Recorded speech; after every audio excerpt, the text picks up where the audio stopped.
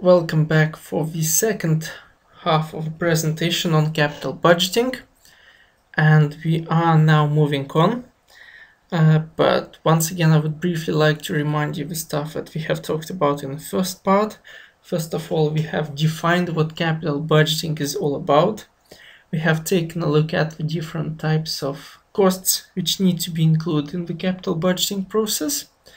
And we have also started talking about the first method, and that is a payback method. And we have made some calculations. Remember, we are still working with project A and project B, and we have calculated that the first project is going to pay back in 2.5 years, and the second one in 3 and 25. And we have also taken a look at the advantages and the disadvantages of the payback method. Now we can move on and talk about the next method, which is the discounted payback. Discounted payback period, diskontuotas metodas, diskontированный метод. The principle is the same. The logic is absolutely the same as with the payback method. We still are adding up the cash flows, and we stop at some point when we get positive, but instead of just adding up those cash flows, we are adding up the present values of those cash flows. And we are going to take those cash flows and discount them at the required rate of return. Now, the big question is, what is the required rate of return? We'll take a look at that in just a second. So basically, we are calculating the number of years it will take to recover the original investment, plus some kind of reasonable rate of return. So in here, we are not only thinking about that notion that how many years will it take us, but we also keep in mind that we also want to make some kind of rate of return. Couple of key points. First one is that discounted payback method will always be a bigger number than the regular standard payback method. So if we will make the calculations for period 1, for project A, in that case it would be more than 2.5 years. If we'll do the calculation for project B, it's going to be more than 3.25 years. Just by definition, the logic is quite simple. We are working with the present values of these cash flows, not with those regular cash flows anymore.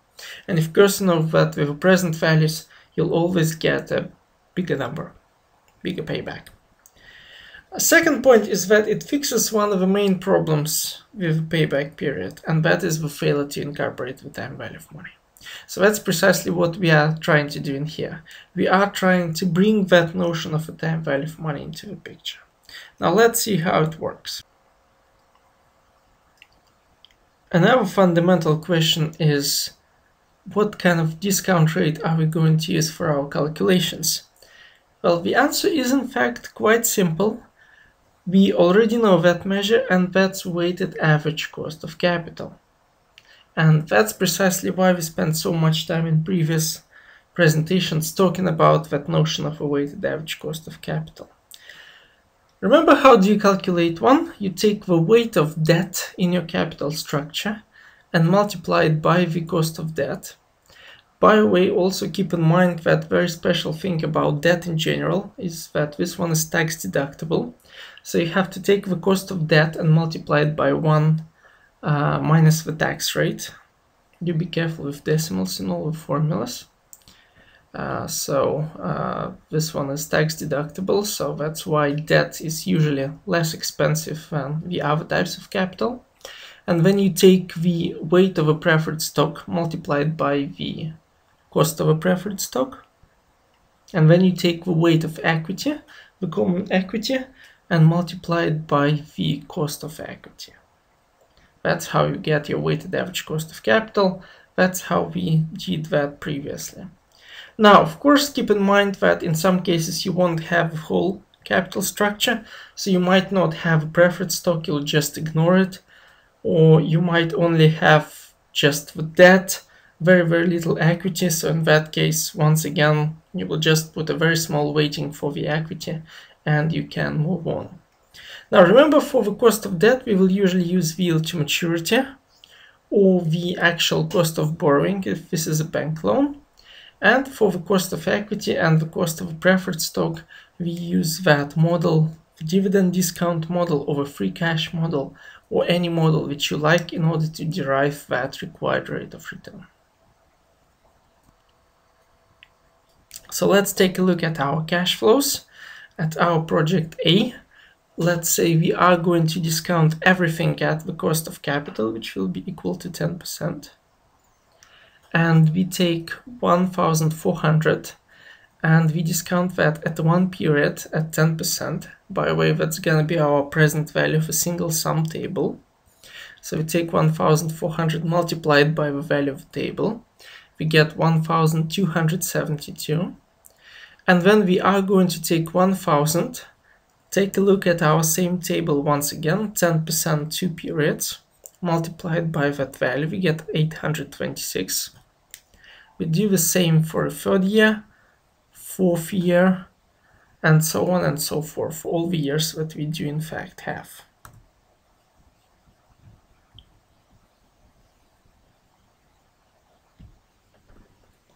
Notice another point that I did not do any calculations for the 2,800. Why? Because remember, those are already cash flow 0. So that's a cash flow 0, that's the cash flow at this particular point in time.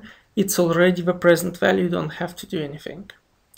And the next point, you calculate the cumulative discounted net cash flow. So you take minus 2,800, add the 1,272. So not the 1,400 anymore, but 1,272. And then you get the negative minus 1,528. So you add up the next 826. Still negative, add another 601. Still negative, add the 273. And you see that your payback is gonna be 3 years and something. Now let's calculate. And remember, we have 3 full years. And we also take the unrecovered cost divided by the yearly cash flow. So the unrecovered cost is 101, that's how much we still lack. And the present value of our next cash flow is 273, so that would be 3.37 years. And the discounted payback for B, 3 years before full recovery. You might, if you want, you can calculate those present values by yourself. I'm not gonna spend much time here on doing that, but in your abundant free spare time, you can double check me or yourself. So you get the 873, which is unrecovered cost, divided by 1,093. And you get 3.80 years. Now notice one very, very important thing. And that is our payback for A project was 2.5. Now it's 3.37. For project B was 3.25, now it's 3.80. Remember, in the beginning I told you that you will always get the bigger number, and in fact this is correct. Now what's the decision rule? It's gonna be the same as with the payback method. So you will still have some kind of cutoff period, and you will in fact choose the one which will be most liquid, the one which will have the fastest payback possible. Now let's take a look at the advantages and disadvantages. Of course, you have all the advantages as the payback method. Another key advantage is also incorporates the time value of money. Now, some people also say that this one is quite easy to implement and calculate. Well, financial professionals will tell you that. But in my experience, people who actually work with those projects, which are not finance people, find it a little bit harder. So it shouldn't be very hard for you, but I would probably eliminate that notion of easy to understand, implement, and calculate. Now let's take a look at the problems. First problem, it still requires an arbitrary cutoff point. So you still need to sit down as your company and decide what's the cutoff point for that particular type of projects, and that could be quite subjective. It still ignores the cash flows beyond the cutoff date. So once again, you might have brilliant cash flows for project B, in the 5th year, 6th year, and the 7th year, but it's not gonna be included.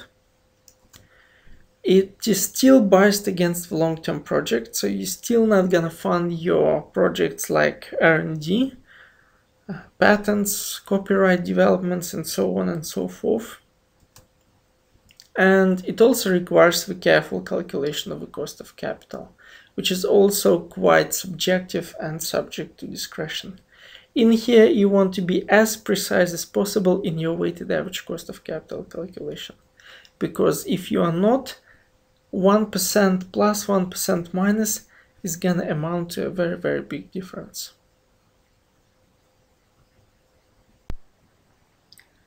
Now let's take a look at the next method, and that would be the net present value.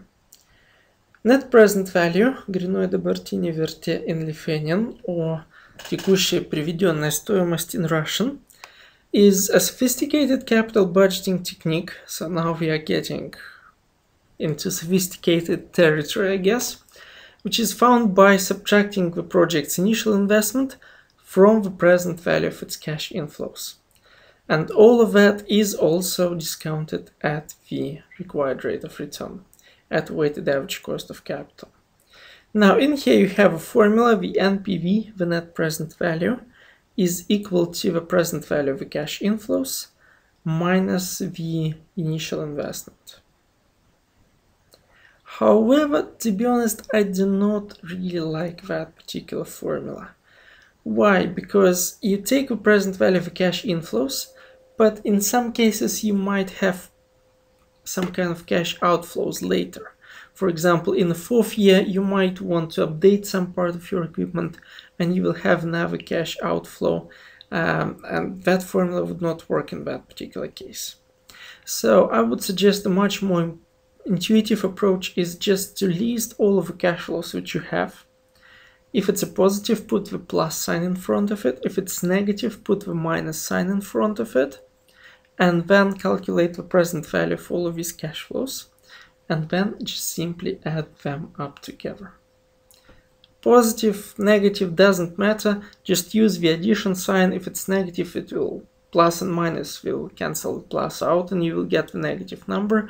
And that would be a much easier way to do it and much easier way to approach that net present value notion. We are doing the calculation for our projects and we have all of our cash flows. So we discount the first cash flows at the period 1, second one for 2 periods, third one for a third period, fourth one for the 4th period. Now in here I'm using formulas. I'm dividing by 1 plus the weighted average cost of capital and then raise it to the power. If you want, you may use the tables. You're more than welcome to. So whichever idea you are more familiar with, by all means just use it. So you take that number, and of course in the beginning you have invested 2,800, so you would subtract that 2,800. And you get 2,973.43 minus your initial investment, which is 173.43. And if the net present value for project A is equal 173.43, we can also calculate the one for the project B. And once again, you can do it in your spare time. That would be equal to 219.19. The question is, which project should be chosen? The rule that we are using is if we get the net present value to be equal to 0 or more than 0, we would accept that project. And if we get the net present value of less than 0, we do not accept that project. And out of 2, 3, 4, 5 or 6 projects that we much have, we will take the project which will have the highest NPV. So in that particular case, you will choose the project B, because that's the one which will increase the shareholder value. Now, once again, let's briefly think of what are we doing in here. We are calculating the present values of all these cash flows. We are discounting them at the required rate of return, so the rate which we are expecting for providing all that capital. to pay to the shareholders, to the bondholders, all these providers of capital. And if we can make more money than that initial investment, in which case our net present value will be more than zero, in that case we are going to increase the shareholder value, because we are going to provide the return which will be above that required rate of return.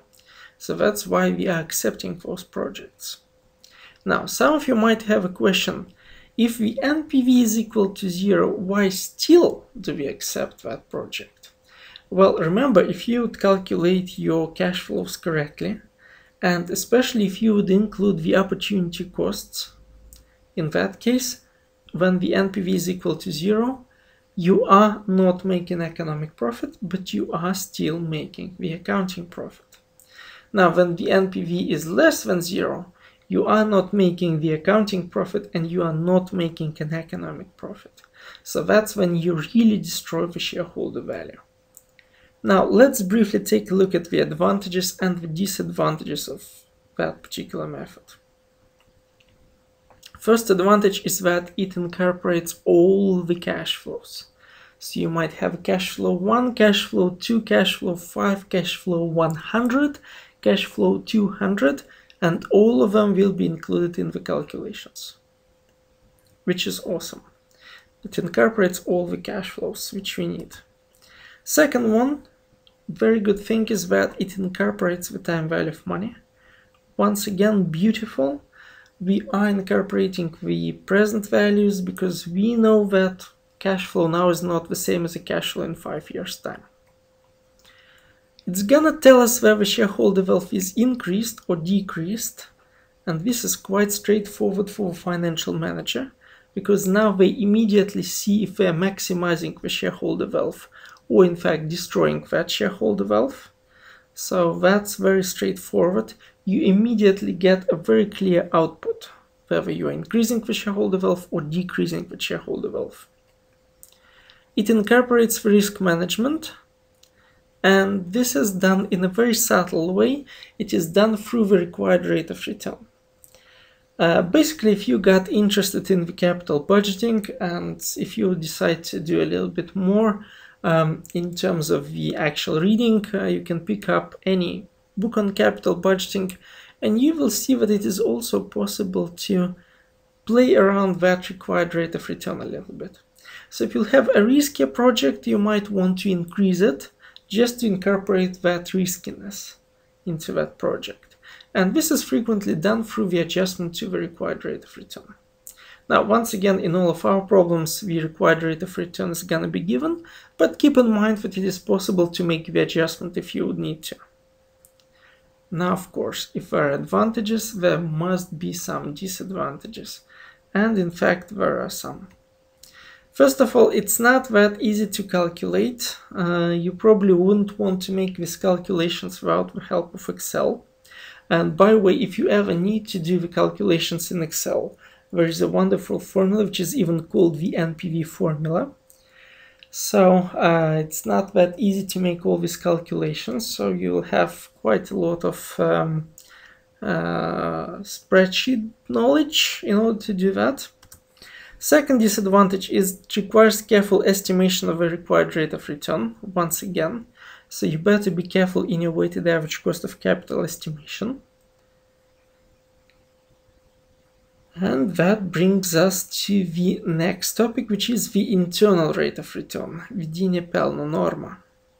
Now, once we have calculated the NPV, we can use the NPV measure in order to calculate the fourth measure, which is the IRR, the internal rate of return. The notion is the following. This is the rate of return that equates the present value of a project's cash inflows with the cost of the investment.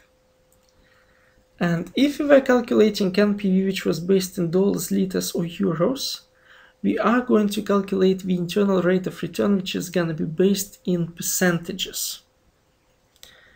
And basically what we will be trying to do is that we will try to set our net present value to be equal to 0. And we are going to do the trial and error. Now, of course, in real life, we don't do trial and error, use Excel, or use a financial calculator, and you will try to find the rate which will basically set our NPV to be equal to 0. So we take those present values of all of these cash flows, but we don't know at what kind of rate to discount, and we are looking for that rate to discount to make the NPV to be equal to 0. So in here we are doing kind of backdoor approach. We set the NPV equal to 0, and then we are looking for that internal rate of return. So we can set that into our formula, 1400 divided by 1 plus the internal rate of return over one period, plus 1000 divided by 1 plus the internal rate of return second period, third period, and the fourth period, minus 2800. And what we need to do is that we need to get the NPV to be equal to 0. So in here, unlike with the NPV, where we are given the discount rate, we actually calculate the discount rate itself. And there are several things which you can do. First one is a pen and paper, which is very long, and the second one is Excel. The decision rules are basically you are going to have some kind of hurdle rate, and that one would usually be the weighted average cost of capital, well, pretty much always in most of the cases. And you will accept the project if the internal rate of return is bigger or equal to that hurdle rate, equal to that weighted average cost of capital. In here we have the IRR for project A to be equal to 13.5% and the IRR for project B to be equal to 12.9%. So in that particular case, by using that particular method, we would choose the project A over the project B. So what does it mean? How do we interpret that? Well, it costs our company to finance itself at 10% on an annual rate. And in here we can make 13.5%, meaning that we are going to make extra 3.5% for our investors. As opposed to the project B, in which we are making 2.9% extra for all of our providers of capital. And now let's take a look at the advantages and the disadvantages of the internal rate of return. Now the first one is kind of a standard one already, is that it incorporates all the cash flows. So the cash flows which you might have in year 5, year 10, year 100, all of them would be included in this analysis. It incorporates the time value of money. So the $1 today is not the same as the $1 in 5 years' time, so we keep that rule.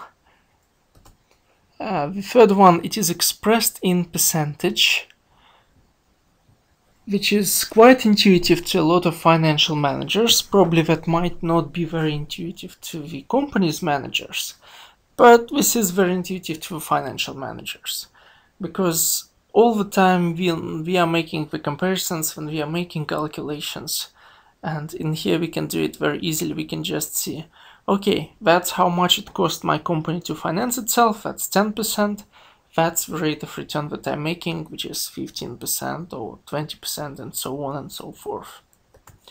Now let's take a look at the disadvantages. The first one, and that's the key problem of the internal rate of return. If you have non-conventional cash flows, and the non-conventional cash flow is something like a cash outflow in the period 0, a cash inflow in the period 1, a cash flow in the period 2 and 3, and once again a cash outflow in period 4 and 5. So it's kind of when you get those plus, plus, plus, minus, minus, plus, minus, minus, plus type of the cash flows, you might get multiple answers. So for example, you will input all these formulas, all these cash flows into the Excel, and you will ask the Excel to calculate the IRR. By the way, we use a special IRR formula in there, and it might just simply give you multiple answers. Something like 5%, 15%, minus 7%, plus 1200%. And that would mean that you will have non-conventional cash flows, and you are not gonna be pretty sure as to what kind of rate to use. Second disadvantage, it might lead to the incorrect decisions in comparisons of mutually exclusive investments. And that's precisely why when we have conflicting scenarios, conflicting suggestions from the NPV and the IRR, we would tend to use the NPV, because NPV is a more reliable method as opposed to the internal rate of return. And once again, as I have highlighted in here, if in doubt, if you have conflicting ratings, in that case you would be better off by using the NPV. So two key disadvantages: you might get multiple answers if you have non-conventional cash flows. If you do have conventional, you won't have any problems. And if you have conflicting ratings and if you have mutually exclusive investments, in that case it's a better idea to rely on the NPV measure. Now in here I have kind of a summary slide for pretty much everything, and that's probably the key slide of the whole presentation as well. So that's the one that we definitely need to make sure we understand, we memorize, and we can apply in our calculations. First of all, once again, let's briefly take a look at the payback method and the discounted payback method. And remember, the decision criteria is the following. If a payback period is less than the cutoff period, you would accept the project. And if it's longer, you would reject the project. So the basic notion, the basic idea is you come up with some kind of cutoff period, financial manager and the managers of the company. And if it's less, you would accept the projects. If it's longer, you do not take those projects. Remember, the key difference between the payback and the discounted payback method is that in the discounted payback method, you are adding up the present values. And in the original payback method, you are just adding up the cash flows. Next one is the internal rate of return. If it's bigger than the cost of capital or equal to the cost of capital, you accept it, and if it's less, you would reject it. And the last one, and the most important one, is the NPV. And once again, if it's more or equal to 0, you would accept the project, and if this one is less, you would reject the project. And remember, in the IRR and the NPV, it's more or equal to 0 or equal to the cost of capital, because ideally we would want to include our opportunity costs in our calculations. I would also briefly like to comment on the popularity of different methods. And in here I just have some information which you might be interested in. Interesting point is that Europeans tend to use payback much more often than Americans. So location has some kind of implications. Second one is the size of a company. What I tend to notice is that larger companies use the discounted cash flows techniques much more often than small companies. And once again, that's probably quite logical, because of large companies, they can afford to build those sophisticated Excel spreadsheets, and we can hire all these professional financial analysts that would use the more complicated techniques. Private companies would use the payback method way more often than public companies, and the reason behind that, private companies are very concerned about liquidity and not as concerned as the public companies. And of course, the last key important point is the management education. The higher the education of management, of financial manager, the more likely the discounted cash flow method is going to be used. And once again, that's quite logical, because they simply know of these different techniques, and they know how to use and how to implement all these different techniques. And that pretty much brings us to the end of our part 2 of the capital budgeting session.